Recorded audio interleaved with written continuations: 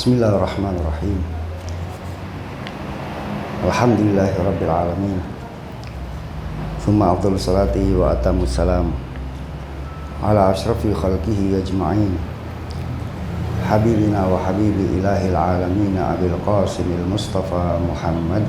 Allahumma shalli ala Muhammad wa ali Muhammad Wa ala alihi tayyibin at-tahirin al-madlumin al-ma'sumin. Bihim natawalla wa min a'daihim natabarra'u ila Allah ta'ala. Thumma ridha wa ridwan al-ashabihil mayamin al-muntajabin. Bismillahirrahmanirrahim. Allahumma kulli waliyyika al-hujjati ibn al-Hasan, salawatuka alaihi wa ala abai fi hadhihi sa'ati wa fi kulli sa'ati waliyan wa hafidhan wa qa'idan wa nasira wa dalilan wa aina hatta tuskinahu ardaka tawa wa tumatti'ahu fiha tawila birahmatika ya arhamar rahimin. Ikhwan dan akhwat sekalian, assalamualaikum warahmatullahi wabarakatuh. Waalaikumsalam warahmatullahi wabarakatuh. Puji syukur kehadirat Allah atas limpahan taufik serta inayahnya, sehingga pada malam hari ini kita masih diberi kesempatan oleh Allah masih tetap mencintai keluarga suci Rasulullah SAW. Dan pada malam yang duka ini, tidak lupa kita ucapkan belasungkawa kita kepada sahibul asr wal zaman al-Imam al-Mahdi ajalallahu ta'ala farajahu syarif atas kesyahidan ayahanda beliau Al-Imam Hasan Al-Askari alaihi salatu wassalam. Ikhwan dan akhwat rahimakumullah, jika kita kembali kepada sejarah bagaimana dan apa yang telah dialami oleh Al-Imam Hasan Al-Askari semenjak beliau masih hidup bersama ayahanda beliau Al-Imam Ali Al-Hadi, maka betapa berat dan sulitnya kehidupan Al-Imam Hasan Al-Askari. Antum bayangkan, dalam sejarah disebutkan bahwa di usia 4 tahun Al-Imam Hasan Al-Askari dengan ayahanda beliau dipaksa untuk meninggalkan tempat kelahirannya dari Madinatul Munawwarah, dijauhkan ke tempat yang bernama Samarra. Ya. Para penguasa saat itu, khususnya Mutawakkil Al-Abbasi, tahu bahwa betapa bahayanya Al-Imam Hasan Al-Askari ketika dengan ayahanda beliau tentunya, ketika berdekatan dengan para pengikut Ahlul Bait yang ada di Madinah. Karena keilmuan beliau, ketakwaan beliau, akhlak beliau mampu untuk menarik hati dan pikiran banyak kaum muslimin di Madinatul Munawwarah, yang ini membuat kecemburuan para penguasa di zaman itu. Sehingga atas dasar itulah maka penguasa zalim saat itu ingin menjauhkan Imam suci Ahlul Bait dari Syiahnya. Dan Imam Hasan Al-Askari saat itu bersama ayahanda beliau, dan beliau pada saat itu masih usia 4 tahun, sampai ayahandanya mendapatkan kesyahidan. Ya. Intinya bahwa ketika Al-Imam Hasan Al-Askari beliau menjadi dan menjabat sebagai seorang imam atas pilihan Allah melalui lisan suci Rasulullah yang dahulu sudah disinggung oleh baginda Rasul, dalam riwayat-riwayat ahli sunnah pun banyak tentang masalah itu. Ya. Disinggung bahwa Imam Hasan Al-Askari adalah salah satu cucu Rasulullah yang pilihan. Alhasil, ketika beliau menggantikan ayahanda beliau sampai akhir hayatnya, beliau hidup di daerah yang dikelilingi oleh para antek-antek penguasa zalim saat itu. Sementara kita tahu, ya ikhwan dan akhwat sekalian, bahwa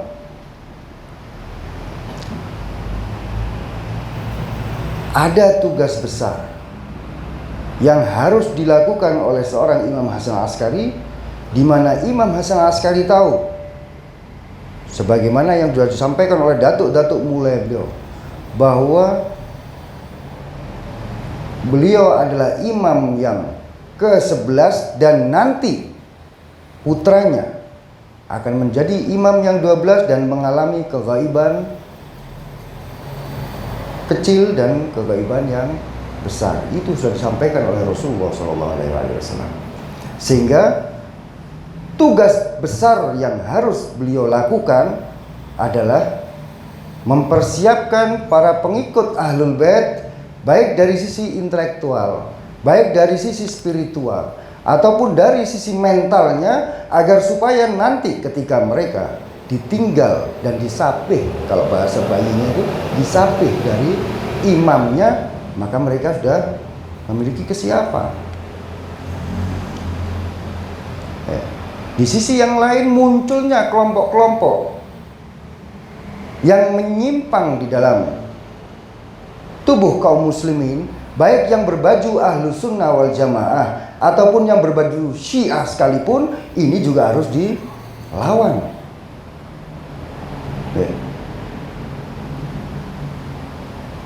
Menjawab semua problem-problem keagamaan,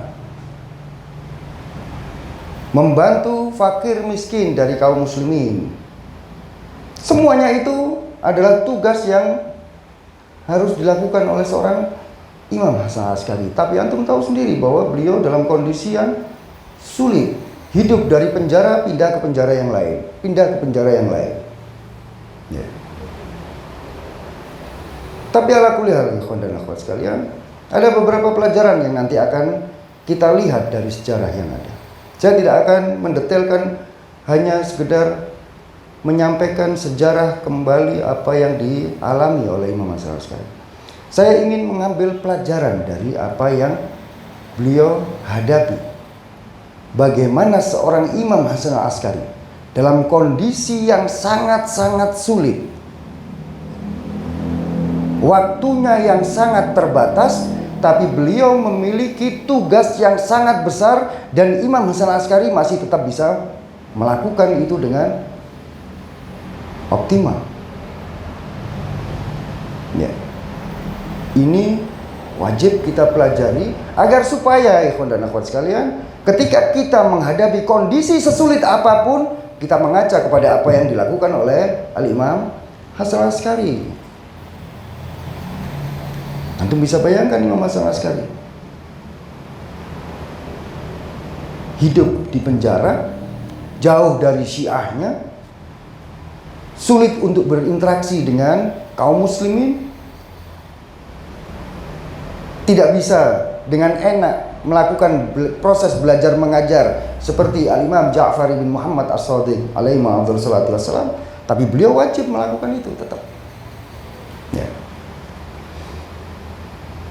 Sehingga apa yang bisa kita ambil pelajaran dari Imam Hasan Al-Askari? Yang pertama, yang wajib kita pelajari, bahwa semua para maksum mengalami kesulitan, dari Rasulullah SAW, Sayyidah Fatimah, Imam Ali, dan seterusnya mengalami kesulitan masing-masing.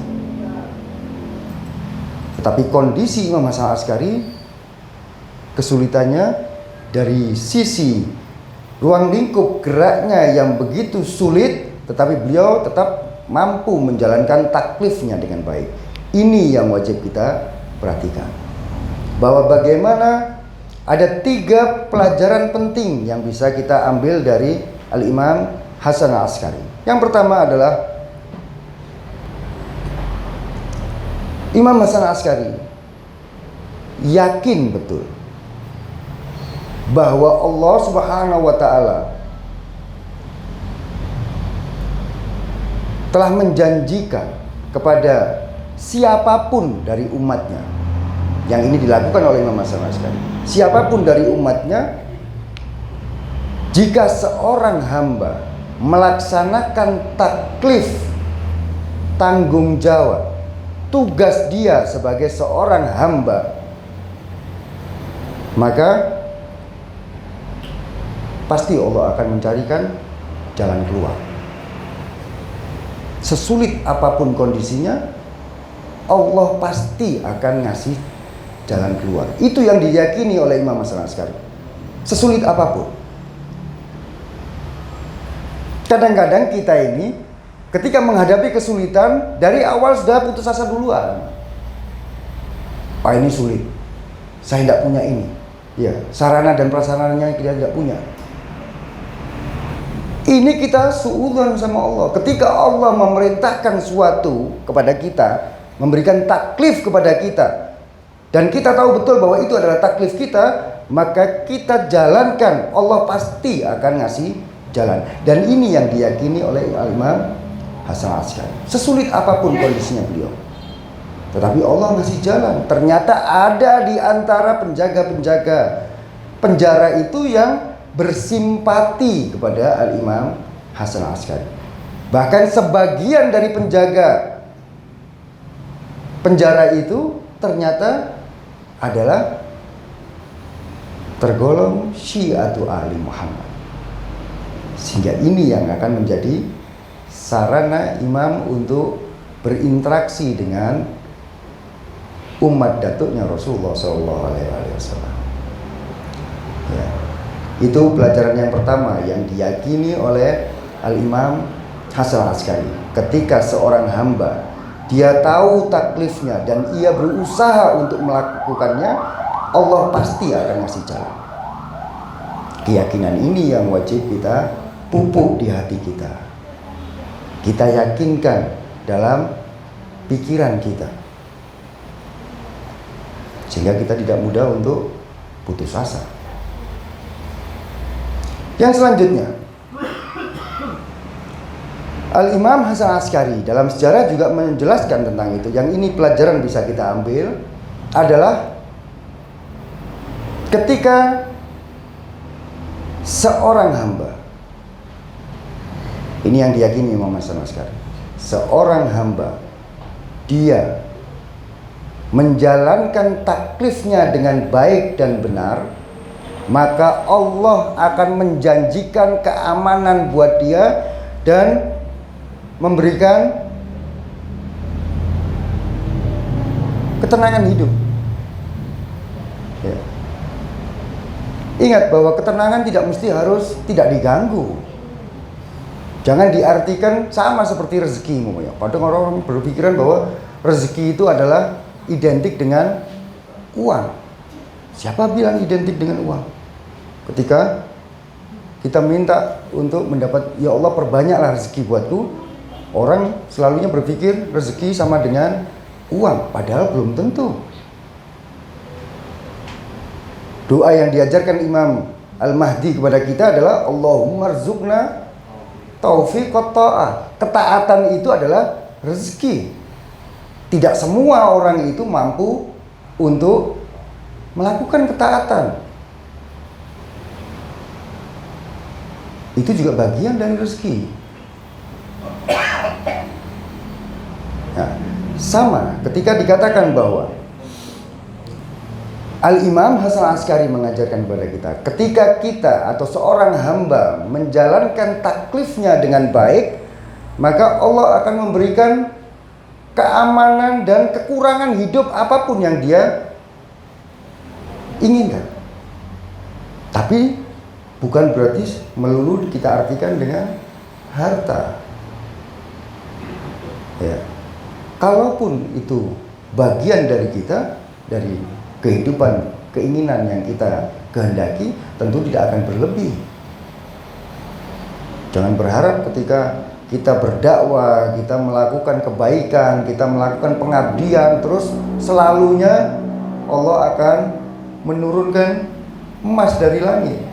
Tidak mungkin semacam itu.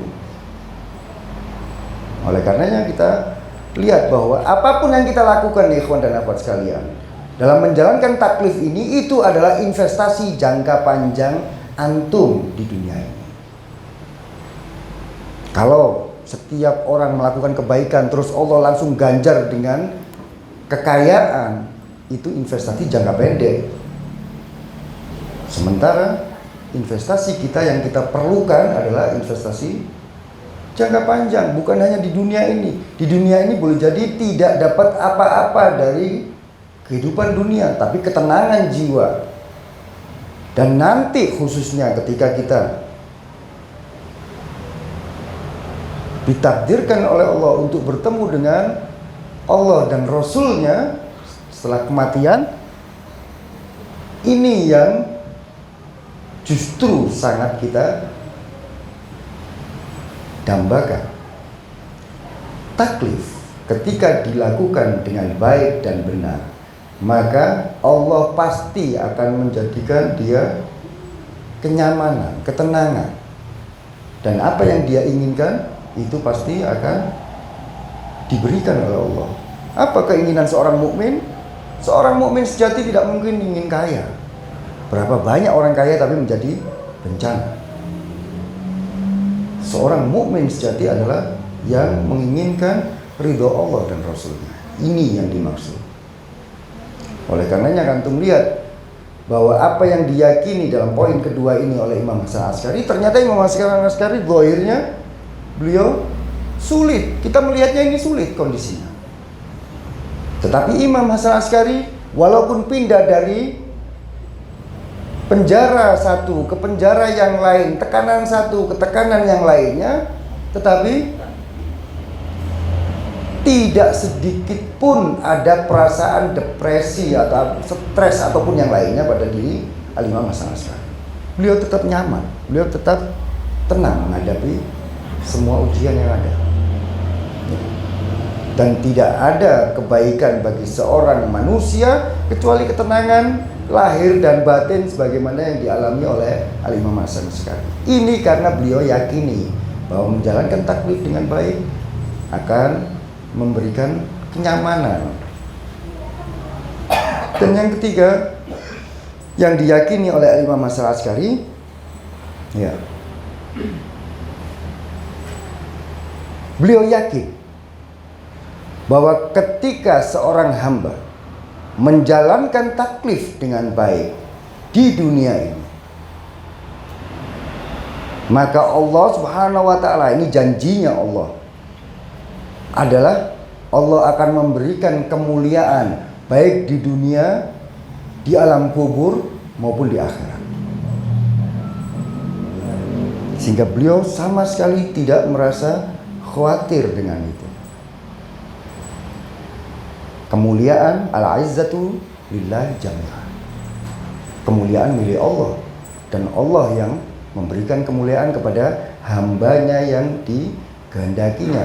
Dan yang dikehendaki oleh Allah adalah orang yang mampu menjalankan taklif dengan baik. Walaupun kondisi sulit Imam Hasan Asy'ari, tetap beliau menjalankan taklifnya. 3 hal tadi itu. Yang pertama, bahwa beliau yakin ketika kita menjalankan taklif dengan baik, pasti Allah akan bantu untuk cari jalan keluarnya. Ya. Yang kedua, kalau taklif itu dilakukan dengan baik, maka Allah Subhanahu wa ta'ala akan memberikan kenyamanan hidup, ketenangan. Dan yang ketiga tadi, bahwa Allah akan memberikan kemuliaan, dan ini janji Allah. Salah satu jenis kemuliaan yang Allah berikan kepada Imam Hasan Asy'ari adalah orang mulia seperti Al-Imam Hasan Asy'ari. Dan kemuliaan beliau adalah karena beliau menjalankan taklif dengan baik, maka kematiannya pun dengan cara yang mulia. Adakah, tanya kepada kaum muslimin, apapun madzhab, adakah kematian yang lebih mulia kecuali mati syahid? Tidak ada. Makanya manusia paling mulia di setiap zamannya pasti matinya mati paling mulia, dan paling mulianya mati adalah syahid. Sehingga jangan heran ketika Rasulullah beliau menyatakan bahwa ma minna illa maqtulun au masmu. Tidak dari kami kecuali mati terbunuh atau teracuni.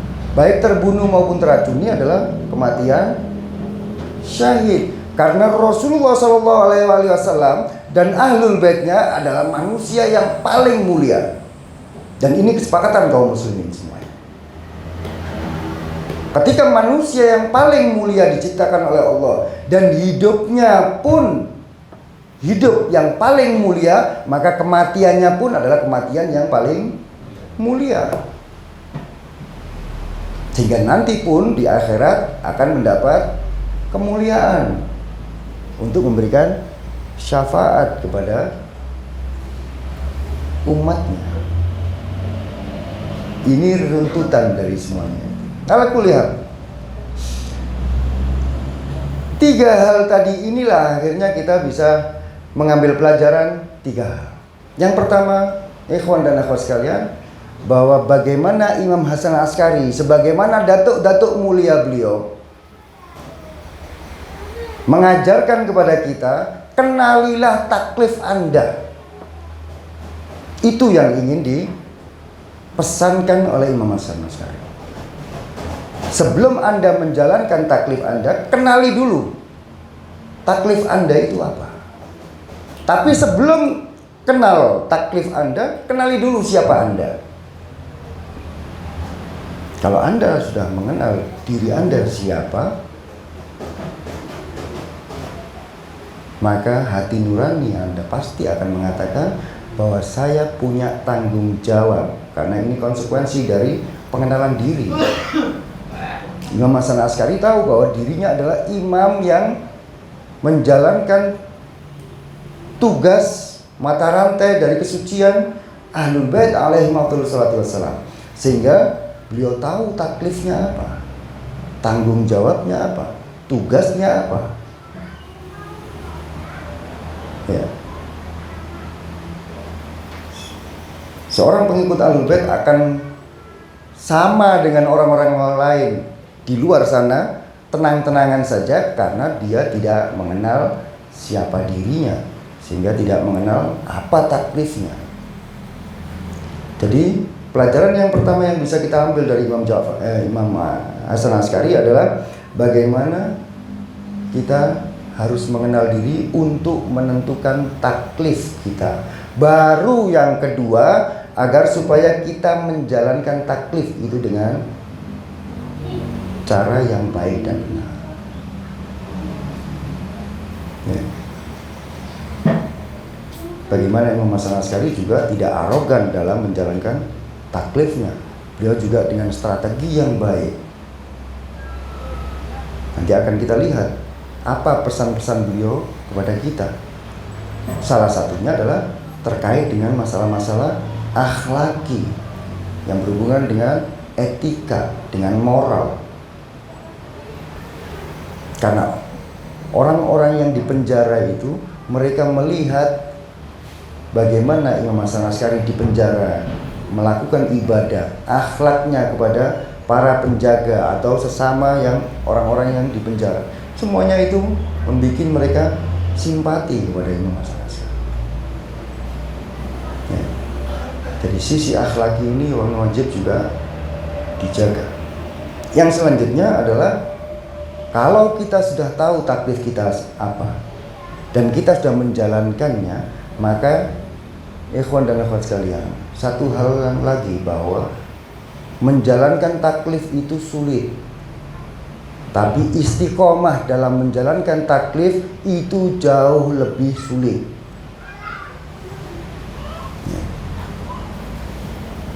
Istiqomah itu sulit.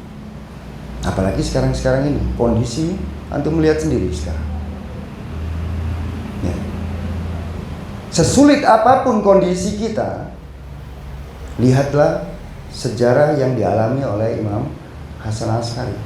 Ini masih belum puncak kesulitan, karena kita yakini bahwa ketika Al-Imamul Mahdi ajalallahu ta'ala farjahu syarif, putra Imam Hasan Askari, semakin dekat untuk kemunculan beliau, maka kesulitan buat para pengikut Ahlul Bait akan semakin besar.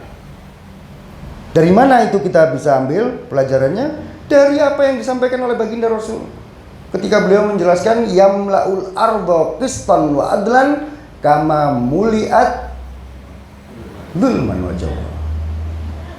Imam Mahdi akan memenuhi bumi ini dengan keadilan sebagaimana sebelum kehadiran beliau bumi dipenuhi dengan kezaliman. Semakin mendekati kemunculan beliau akan semakin sulit. Ya. Kita bisa prediksi lah. Antum melihat kalau umpamanya nanti para pejuang-pejuang yang membela saudara-saudaranya di Palestina sana betul-betul kompak untuk menyatakan perang dengan Amerika dan Israel, di mana antum semuanya tahu di belakang Amerika dan Israel siapa negara-negara munafik itu, ya.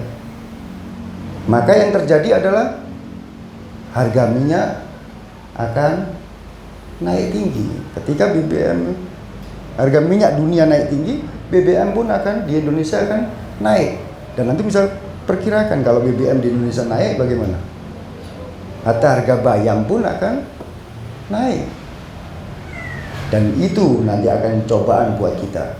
Apakah kita masih istiqomah dalam menjalankan taklif atau kita akan mikiri perut kita saja?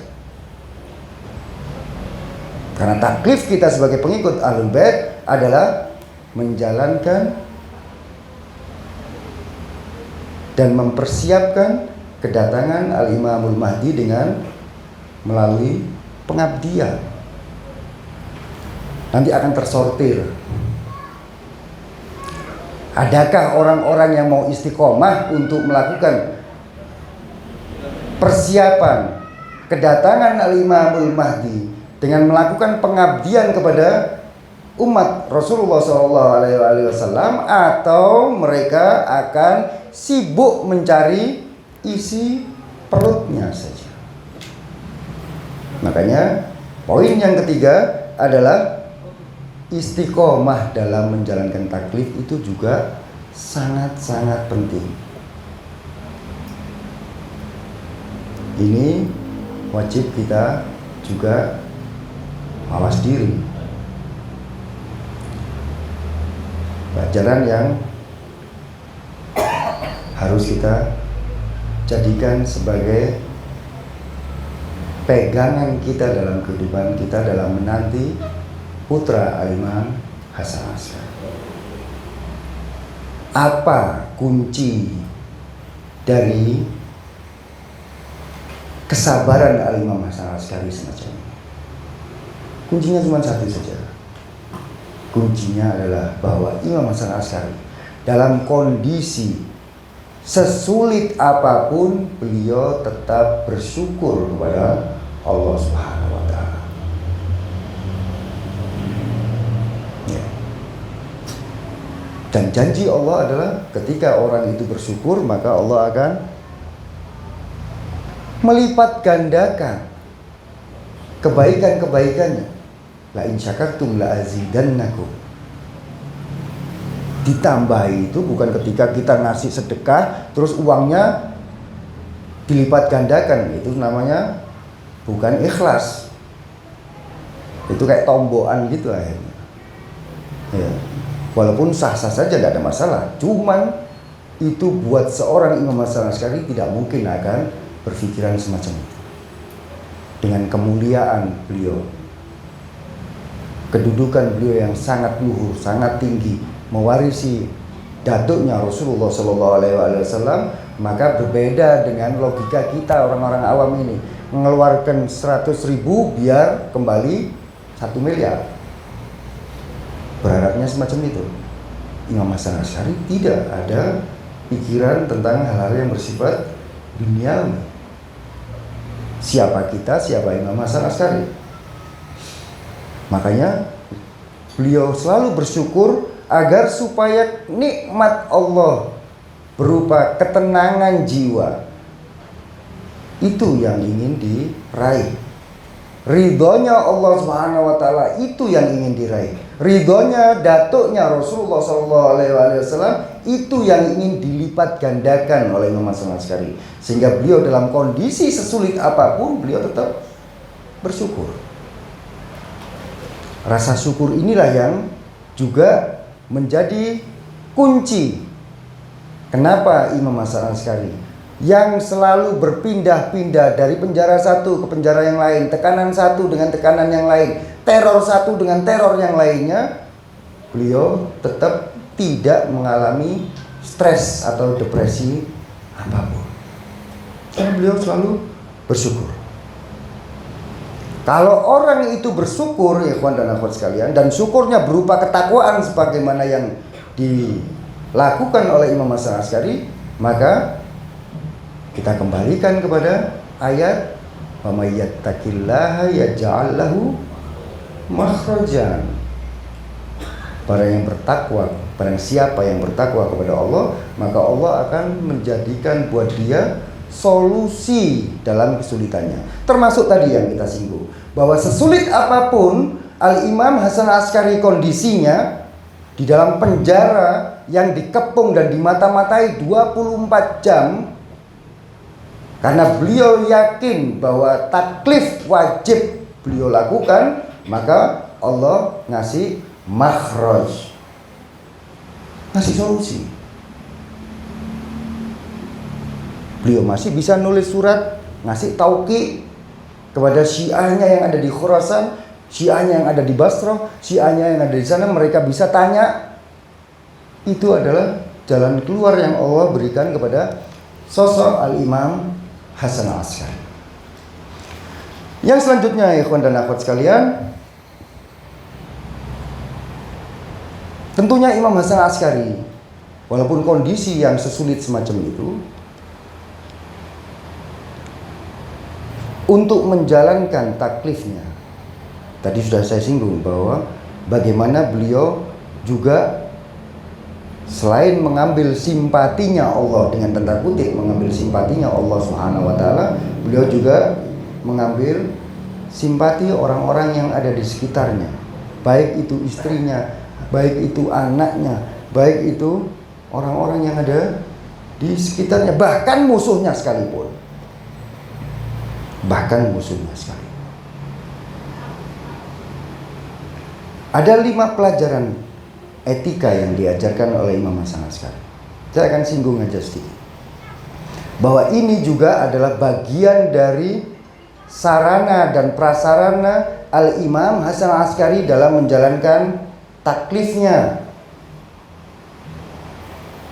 Antum bisa bayangkan ketika kita mau menjalankan taklif, ternyata anak kita gandoli. Kita ingin menjalankan taklif, istri kita selalu ngomel terus. Antum bisa menjalankan taklif dengan baik? Tidak mungkin. Mesti ada gangguan di dalam pikiran kita. Dan ini yang diajarkan oleh Al-Imam Hasan Asy'ari. Antum perhatikan, saya akan singgung sedikit saja, bahwa Al-Imam Hasan Asy'ari, antum tahu semuanya, beliau hanya punya putra satu saja, yaitu imam zaman kita. Ya. Semenjak kecil, imam zaman ini lahir sampai menjelang wafatnya Imam Hasan Asy'ari, Imam Hasan Asy'ari selalu memuliakan beliaunya. Bukan karena beliau seorang anak saja, dalam banyak hal, dari banyak sisi. Ya. Bahkan beliau juga menekankan kepada syiahnya, kepada pengikutnya, perlakukan anak kalian sebagaimana aku memperlakukan dia, anaknya. Karena anak ini menjadi generasi penerus buat kita. Saya akan sebutkan salah satu riwayat dari Imam Hasan Asy'ari yang menekankan masalah pendidikan anak. Ya. Beliau menjelaskan bahwa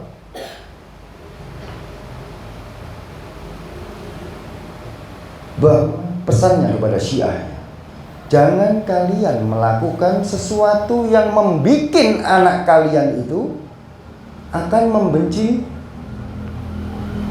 diri kalian. Ya. Karena anak itu ketika dia akan dewasa, dia akan melawan kalian. Kalau kita suka memukul anak itu, suka mencaci, membandingkan dengan yang lainnya, dia sakit hati, ketika dia dewasa pasti akan menyerang kita. Imam Hasan Asy'ari memberikan wasiat kepada syiahnya agar supaya, ini salah satu pelajaran parenting yang bisa kita ambil dari para maksumin, termasuk Imam Hasan Asy'ari, bahwa bagaimana kita memperlakukan anak itu dari kecil dengan cara yang baik agar supaya nanti dia tetap menyayangi kita walaupun kita sudah tua dan dia sudah dewasa. Ya. Yang pertama adalah generasi itu wajib dijaga. Yang selanjutnya, bagaimana beliau juga menekankan agar kita berbaik dengan pasangan kita. Yang laki-laki ya dengan istrinya, yang perempuan dengan suami. Dan ini yang ditekankan Imam Hasan Asy'ari baik secara lisan maupun perbuatan. Antum lihat istri Al-Imam Hasan Asy'ari siapa? Seorang budak yang dibeli oleh ayahanda beliau Al-Imam Ali Al-Hadi ketika muslimin setelah melakukan peperangan dengan Romawi. Jadi istri Imam Hasan Asy'ari adalah bukan seorang syarifah, bukan seorang muslimah dari awal, bukan seorang pembesar ataupun pemuka Arab, tapi orang yang non-muslim dan dikalahkan menjadi budak. Ini yang menjadi istrinya Imam Hasan Asy'ari. Tetapi Imam Hasan Asy'ari tetap memuliakan beliau, tidak pernah menganggap bahwa ini adalah seorang mu'allaf yang tidak tahu apa-apa tentang Islam, atau seorang yang bukan orang mulia karena dia budak. Apa kata Imam Hasan Asy'ari? Ya, beliau mengatakan bahwa barang siapa yang dia berbuat baik kepada pasangannya, ini pesan beliau kepada kita semua, niscaya ia akan dibangkitkan bersama as-siddiqin dan tergolong menjadi Syiah Amiril Mukminin yang sebenarnya. Ini pernyataan Imam Hasan Asy'ari bahwa bagaimana kita ditekankan untuk menghormati pasangan kita. Walaupun dia melakukan kesalahan, ya kita wajib untuk mengingatkan tentunya. Ya. Tapi penghormatan kepada pasangan itu adalah bagian dari akhlak yang diajarkan oleh Imam Hasan Asy'ari. Makanya dari nomor 1 dan 2 itu sebenarnya menjalankan apa yang disampaikan oleh Al-Quran, Qu anfusakum wa ahlikum naro. Jagalah diri kalian dan keluarga kalian. Keluarga itu siapa? Ya pasangan dan anak. Ya. Kalau dua ini menyokong gerak-gerik kita, taklif kita, tanggung jawab kita di mata Allah, maka kita akan tenang. Dan ini yang dialami Imam Hasan Asy'ari. Walaupun beliau dalam kondisi sesulit apapun, tapi istrinya dan putranya sangat mendukung taklif yang dilakukan oleh Imam Hasan Asy'ari. Walaupun beliau dalam kondisi sulit, yang penting anak istri mendukung. Itu tenang. Ya. Walaupun beliau dalam kondisi sulit, kondisi miskin, kondisi kelaparan, dikekang, dipantau dan seterusnya. Ya. Terus yang ketiga, bagaimana Imam Hasan Asy'ari menjalankan empati kepada orang-orang yang ada di sekitarnya, baik muslim maupun non muslim, baik muslim Syiah maupun Ahlus Sunnah, tidak ada bedanya. Kalau ada yang perlu dibantu, dibantu. Kalau perlu untuk disantuni, disantuni. Ya. Salah satu bentuk daripada empati itu adalah, antum perhatikan bagaimana Al-Imam Hasan Askari menjaga mulutnya, menjaga lisannya. Karena lisan itu kadang-kadang lebih menyakitkan daripada pedang. Hati-hati dengan lisan. Makanya dalam banyak riwayat, nanti akan kita lihat dalam kitab Tuhaful Uqul, bahwa Imam Hasan Askari sering menekankan tentang diam, dan diam. Ya. Sekarang banyak musim di luar orang belajar public speaking, ya kan, berbicara di depan banyak orang. Sehingga karena seringnya berbicara banyak orang, akhirnya majelis pun dia akan mendominasi dalam ngomong. Tidak ada maudhu, akhirnya membicarakan orang lain. Kadang-kadang juga ini disalahgunakan, sehingga para maksumin alaihi wassalatu wassalam menekankan kita untuk tidak perlu berbicara kalau memang tidak bermanfaat buat kita. Makanya kita dalam kondisi tertentu wajib belajar berbicara di depan umum, tapi di sisi yang lain kita juga belajar diam. Diam itu juga perlu belajar buat sebagian orang. Buat sebagian orang perlu belajar diam. Ya. Yang selanjutnya, bagaimana Imam Hasan Askari? Ya, beliau mengajarkan kepada kita. Ini sebelum saya bacakan tentang kondisi Syiah sekarang ini yang sudah diwasiatkan kepada dan diprediksi dan dinyatakan oleh Imam Hasan Askari jauh hari sebelumnya. Beliau sangat ramah kepada siapapun, walaupun orang yang memusuhinya. Antum perhatikan, mulai dari bukan hanya saudaranya saja, saudaranya Imam Hasan Askari pun ada 3 orang. Yang satu bernama Ja'far yang terkenal dengan gelar Al-Kadzdzab, ya. Dan dia adalah seorang anak imam, saudaranya imam dan pamannya imam, ya kan, anaknya Imam Ali Al-Hadi, saudaranya Imam Hasan Askari dan pamannya Imam Mahdi. Tapi dia seorang yang fasik dalam sejarah, suka minum khamr, suka nilep uang Baitul Mal dan seterusnya. Alhamdulillah. Dan jangan heran ketika itu terjadi. Anaknya Nabi Nuh juga sama. Ini anaknya imam juga semacam itu. Termasuk dia juga punya peran dalam memata-matai Imam Hasan Askari, sehingga dilaporkan kepada penguasa agar supaya dia dapat uang dari penguasa saat itu. Bahkan dalam sebagian para sejarah mengatakan bahwa dia juga punya peran dalam pembunuhan Al-Imam Hasan Askari karena memberikan informasi kepada penguasa baru. Ya. Ala kulal, itu pun Imam Hasan Askari tahu bahwa bagaimana saudaranya Ja'far Al-Kadzdzab ini berkhianat kepada beliaunya, tapi tetap dihormati. Bahkan orang-orang yang di luar sana yang nasibi, yang membenci, itu tetap dibaiki sama Imam Hasan. Harapannya cuma satu, bahwa ketika roh mereka belum sampai ke lehernya, ada kemungkinan orang ini akan jadi baik. Ya.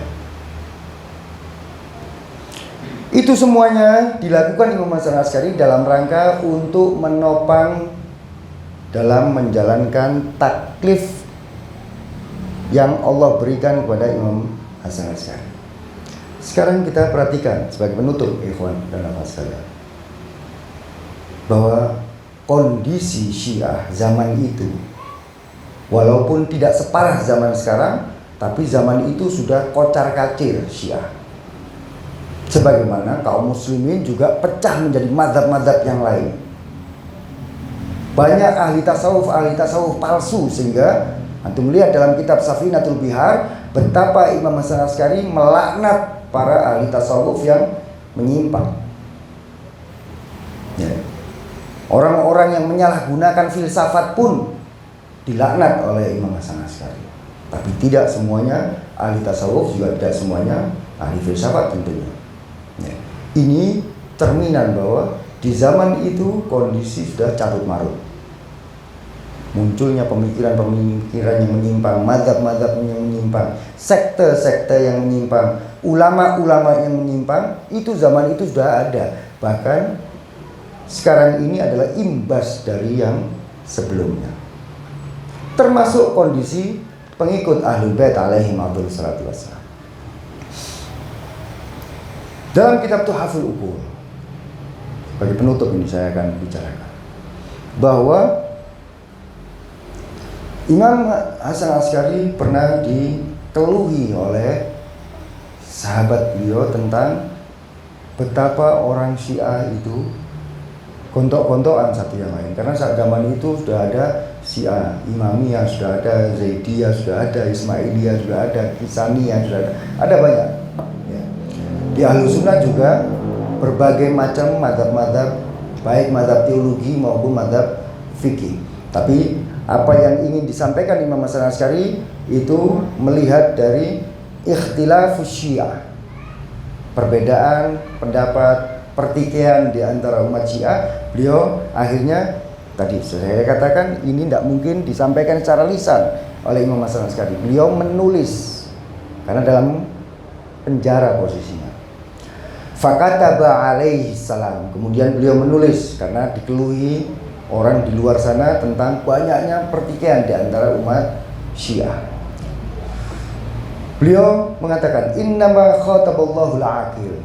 Hanyalah sesungguhnya Allah Subhanahu wa taala itu akan berbicara, berfirman kepada orang yang menggunakan akalnya saja.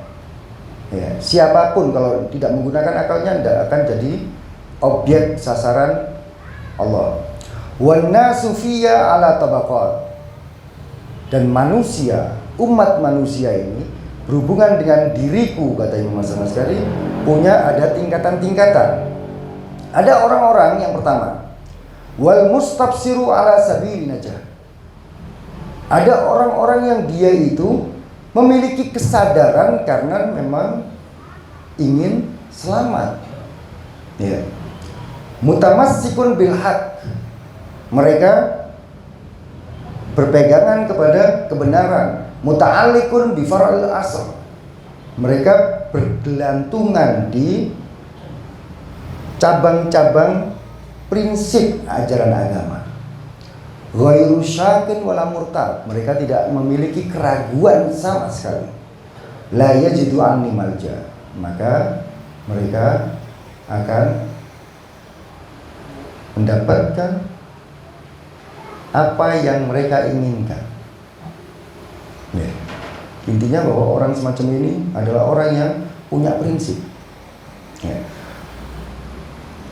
Wa tabaqatun lam ta'khudil haq min ahli. Ada kelompok yang lain yang mereka itu tidak mengambil kebenaran dari pemiliknya. Mungkin karena fanatisme, karena kesukuan, karena nasab, karena apa, kedekatan famili dan seterusnya.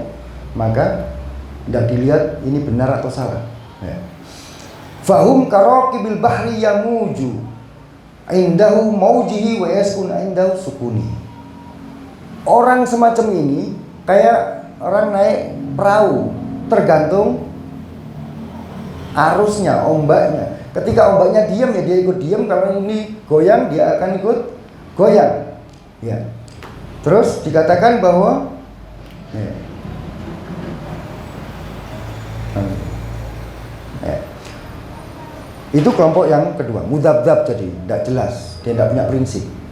Wa tabaqatun istahwadha alaihim syaitan. Ada kelompok yang lain yang dia itu sudah tergolong orang yang apa? Diganggu oleh setan. Sya'nuhumur rad ala ahlil haq. Dia menentang ahli hak. Ini berhubungan dengan orang Syiah. Ya, ikhtilafus Syiah tadi disebutkan. Ada Syiah yang liberal, yang dia itu menentang orang-orang yang membawa kebenaran. Ya, wa daf'ul haq bil batil, dan melawan kebenaran dengan kebatilan. Untuk apa? Hasadan min 'indi anfusihim. Karena mereka hasud, dengki kepada orang-orang yang baik itu. Antum lihat sekarang Sayyidina Khamenei bagaimana? Yang memusuhi beliau siapa? Apakah Amerika dan Israel saja? Tidak. Ada orang-orang kelompok Syiah yang membenci orang seperti Sayyidina Khamenei. Yang membenci Sayyidina Nasrullah bukan semuanya orang kafir. Sebagian kecil orang yang menganggap dirinya sebagai Syiah pun tidak suka kepada Sayyidina Nasrullah. Dan itu tidak kaget apa yang diomongkan dan disampaikan Imam Hasan Asy'ari ini, betapa ada orang Syiah liberal yang tidak suka kepada ahlil haq. Ya.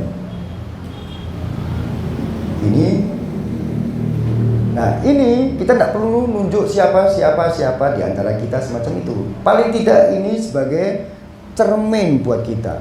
Mana di antara tiga ini yang ada pada diri kita? Apakah kita punya prinsip, atau kita yang tidak punya prinsip terombang-ambing tadi, atau kita sudah dikuasai sama setan sehingga kita tidak peduli dengan para pembawa kebenaran seperti para ulama-ulama kita. Ya. Dan di riwayat yang lain, dalam halaman yang lain, beliau berpesan kepada kita, Imam Hasan Asy'ari. Beliau katakan, ya, berwasiat, usikum bitaqwallah. Aku berwasiat kepada kalian wahai Syiahku untuk bertakwa kepada Allah. Ini panjang ya, saya potong aja langsung. Beliau katakan, ittaqullah wa kunu zainan wa la takunu syainan. Ya. Bertakwalah kalian kepada Allah, jadilah kalian hiasan, jangan kalian menjadi objek yang melakukan penyebab celaan. Orang Syiah melakukan molimo, ya, khomer, ataupun zina, naudzubillah, judi dan sebagainya. Sehingga itu loh orang Syiah. Itu kan celaan. Jangan sampai semacam ini. Tapi lakukan perbuatan-perbuatan baik sehingga orang Syiah itu peduli kepada sesama, peduli terhadap lingkungan, peduli terhadap negara ini, peduli terhadap itu maksudnya. Yang selanjutnya, ya, ini yang perlu digarisbawahi. Jarru ilaina kulla mawaddah. Ajaklah orang-orang yang ada di sana itu kepada kami Ahlul Bait dengan cara-cara yang al-mawaddah, dengan sesuatu yang baik. Jadi dengan perilaku kita yang baik ini akan menarik orang itu untuk bersimpati, bahkan mengikuti mazhab Ahlul Bait. Makanya jarru ilaina kulla mawaddah.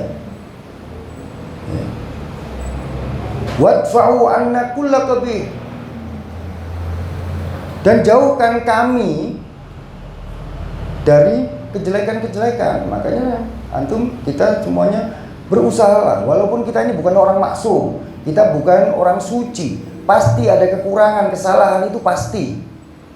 Tapi usahakan. Ketika masyarakat di sekitar kita tahu bahwa kita adalah pengikut Ahlul Bait, kita berharap dan berusaha semaksimal mungkin untuk memberikan nama baik Ahlul Bait ini dan tidak mencoreng muka Ahlul Bait dengan perbuatan kita. Ya. Ini yang perlu kita sebutkan. Karena apa? Karena fa innahu ma qila fina min hasanin fa nahnu ahlu. Karena apapun yang berhubungan dengan kebaikan, apapun kebaikan itu tidak harus ada di ayat dan riwayat ya. Kebaikan itu sebenarnya bisa difahami oleh siapapun. Dengan nalar dan nuraninya, orang yang tidak beragama pun akan tahu ini baik, ini buruk. Dan beliau katakan bahwa fa innahu ma qila fina min hasanin fa nahnu ahlu. Apapun yang dikatakan kebaikan kepada kita, kita adalah pemiliknya, kata Imam Hasan Asy'ari. Ahlul Bait adalah sumber kebaikan. Wa ma qila fina min su'in fa ma nahnu kadzalik. Kalau ada sifat-sifat, gelar-gelar atau sebutan-sebutan yang buruk, maka kami terjauhkan dari itu semuanya. Ya. Lana hakun fi kitabillah. Kami Ahlul Bait punya hak sebagaimana yang dicantumkan dalam kitab Allah Al-Quran. Wa qarabah min Rasulillah, dan kedekatan dengan Rasulullah SAW, wa tadhirun min Allah, dan penyucian dari Allah, la yadda'i ahadun ghairuna illa kadzdzab. Siapapun yang mengaku-ngaku mendapat kesucian dari Allah ataupun mendapat kemuliaan apapun dari Allah Subhanahu wa taala, kedekatan yang sangat dekat dengan Rasulullah selain kami Ahlul Bait, maka mereka adalah kadzdzab, pembohong besar. Ya.